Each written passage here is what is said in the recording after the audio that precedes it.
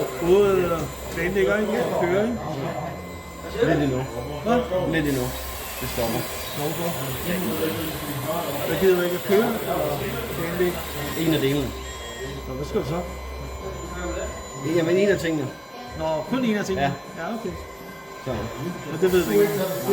jeg skal snakke med nogen om det. Er det ikke meget fedt at have den der vekselvirkning? Ja? Er det ikke meget fedt at have den der vekselvirkning? Jo, men problemet er bare, at jeg har aldrig fri.